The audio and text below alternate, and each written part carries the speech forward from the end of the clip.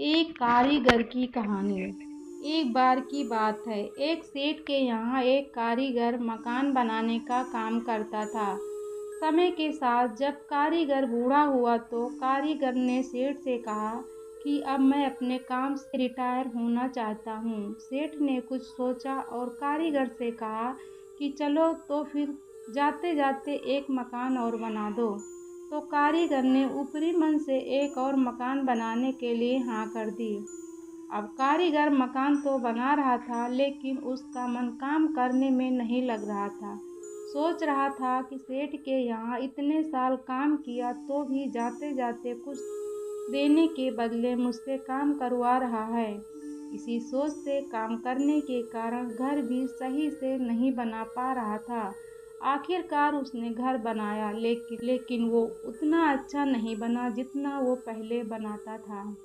काम पूरा करके सेठ के पास गया। सेठ ने पास बुलाया और कहा, तुमने पूरी जिंदगी मेरे लिए बेहतरीन मकान बनाए।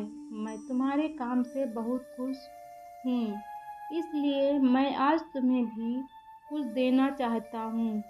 तुमने जो घर आखिर में बनाया है वो मैंने तुम्हारे लिए ही बनवाया है। इतना कहकर सेठ ने मकान की चाबी कारीगर को दे दी।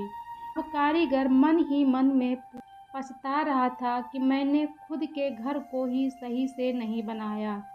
दोस्तों, इस कहानी से हमें ये शिक्षा मिलती है कि हमें अपना काम ईमानदारी से करना चाहिए।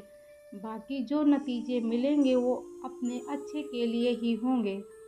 भगवत गीता में भी कहा गया है कि हमें कर्म करते रहना चाहिए, फल की अपेक्षा नहीं करनी चाहिए। इसलिए हमें अपनी तरफ से 100% देना चाहिए, ताकि बाद में हम कह ना पाएँ कि मैंने पूरी कोशिश नहीं की या मैं अपनी तरफ से पूरा प्रयास नहीं किया। तो दोस्तों, ये कहानी आप लोग को कैसी लगी कमेंट करके हमें ज़रूर बताएं।